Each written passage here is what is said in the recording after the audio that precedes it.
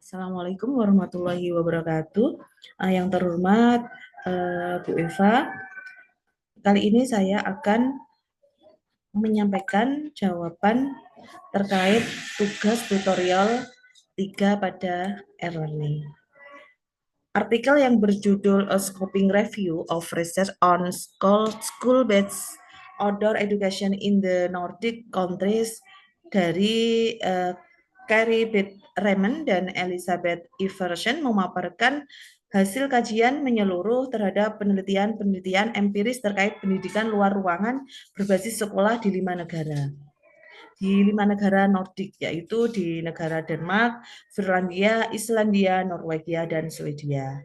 Berikut hal-hal penting dalam artikel yang saya baca. Yang pertama terkait tujuan penelitian. Tujuan dari penelitian tersebut untuk menggambarkan sejauh mana dan sifat dari penelitian empiris tentang pendidikan luar ruangan di sekolah di negara-negara Nordik. Yang kedua, mengisi kesenjangan dalam literatur internasional yang jarang mengikut sertakan studi dari negara-negara Nordik meskipun dikenal memiliki tradisi kuat dalam aktivitas luar ruangan seperti Friluftsliv dan UNESCO. Distribusi geografis dan konteks studinya pada negara Denmark 20 studi, Norwegia 15, Swedia 11 studi, Finlandia ada 6, dan pada negara Islandia masih belum. Tingkat sekolah, mayoritas studi dilakukan pada tingkat SD, dan subjek yang diteliti itu adalah mata pelajaran ganda, interdisipliner, dan sains, matematika, aktivitas luar ruangan khas Nordik, dan bahasa. Jenis dari pendekatan penelitian, pendekatan kualitatif, 31 studi, dan pendekatan kuantitatif, ada 18 studi, serta metode campuran dalam 3 studi. Sumber datanya diperoleh dari guru, siswa, dokumen, dan dengan observasi lapangan. Analisis konten yang saya temukan ada 7 kategori tematik. Yang pertama, terkait perspektif guru, di mana guru cenderung memiliki pandangan positif tentang pembelajaran luar ruangan. Tantangannya terkait keamanan, waktu, dukungan dari rekan kerja, dan manajemen sekolah. Guru melaporkan peningkatan komunikasi dan hubungan yang lebih baik dengan siswa, serta ada kekhawatiran khusus muncul dari konteks Friluftsliv karena aktivitas berisiko tinggi seperti mendaki dan berkemah. Yang kedua, hakikat pendidikan luar ruangan. Studi ini membahas filosofi, praktik ideal, dan potensi pembelajaran di luar ruang kelas.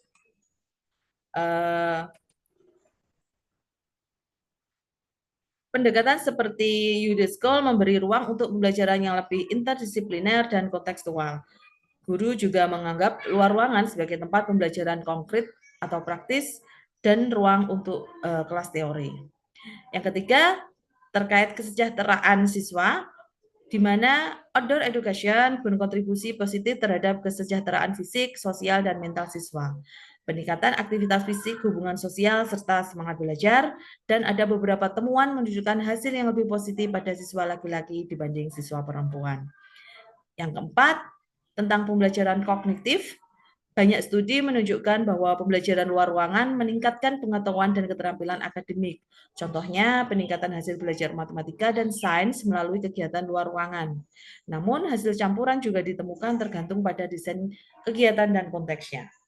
Yang kelima, proses pembelajaran dan pengajaran, di mana fokus pada koneksi antara pembelajaran di ruang kelas dan ruang ruangan. Studi ini menunjukkan pentingnya transmisi yang baik antar keduanya untuk memaksimalkan hasil belajar. 6. Sumber daya digital. Beberapa studi menyelidiki peran teknologi digital dalam mendukung pembelajaran luar ruangan. Misalnya penggunaan perangkat digital untuk memfasilitasi pengumpulan data selama kegiatan lapangan. Yang ketujuh, pendidikan untuk keberlanjutan.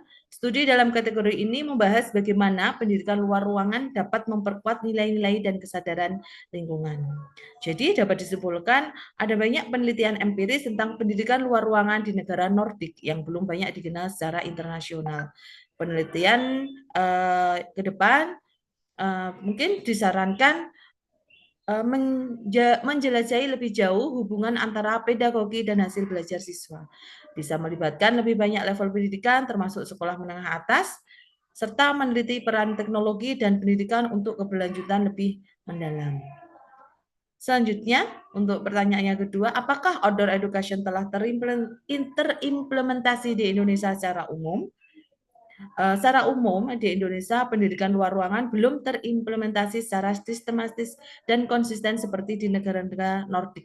Namun bentuk praktik serupa sudah ada dalam berbagai variasi dan biasanya dikemas sebagai kegiatan luar kelas atau outing class, misalnya kunjungan ke museum, kebun binatang, atau ke taman kota. Mungkin dengan kegiatan lain seperti studi lapangan, contohnya siswa belajar tentang ekosistem di daerah lingkungan sekolahnya bisa di hutan kota. Seperti studi geografi atau IPAS, mungkin ke kawasan yang bersejarah. Yang ketiga, bisa proyek berbasis lingkungan hidup dengan menanam pohon, membuat kebun sekolah, atau pengolahan sampah organik. Namun, pendekatan ini biasanya masih bersifat insidental, belum dilakukan secara reguler dan terencana sebagai bagian dari pembelajaran harian yang menyatu dalam kurikulum dan dievaluasi secara berkelanjutan. Apakah outdoor education telah dilaksanakan di sekolah saya, yaitu di SDN Mangkujayan Magetan? Jika merujuk pada definisi artikel, outdoor education di SDN Mangkujayan sudah ada dalam bentuk kegiatan terbatas dan tematik, namun belum terstruktur dan atau terintegrasikan secara utuh dalam pembelajaran reguler. Contoh yang sudah terjadi dengan kegiatan pembelajaran di lingkungan sekolah. Jadi siswa belajar sains dengan mengamati pertumbuhan tanaman atau serangga secara langsung di kebun atau persawahan yang ada di lingkungan sekolah kita. Kedua, dengan proyek seni budaya di luar kelas. Contohnya siswa belajar seni tari atau kesenian tradisional di halaman sekolah atau ruang terbuka, misalnya dalam pelatihan tari budaya daerah sebagai bagian dari penguatan nilai cinta budaya. Ketiga, pendidikan karakter dan lingkungan dengan melibatkan siswa dalam kegiatan bersih-bersih lingkungan sekolah setiap hari Jumat, kampanye lingkungan, ataupun lomba kebersihan kelas ketika ada acara ulang tahun sekolah. Yang keempat, dengan kegiatan ekstrakurikuler pramuka.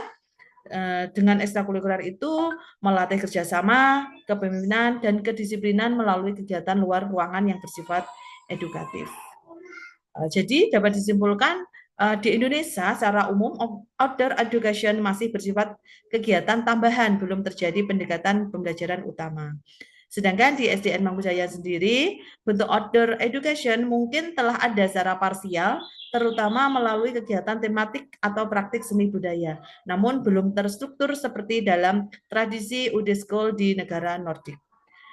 Untuk mengembangkan pendekatan seperti ini, mungkin diperlukan kebijakan dari sekolah, pelatihan guru, serta penyusunan kurikulum dan evaluasi yang mendukung belajar kontekstual di luar kelas secara konsisten dan terencana.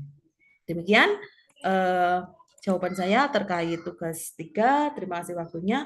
Assalamualaikum warahmatullahi wabarakatuh.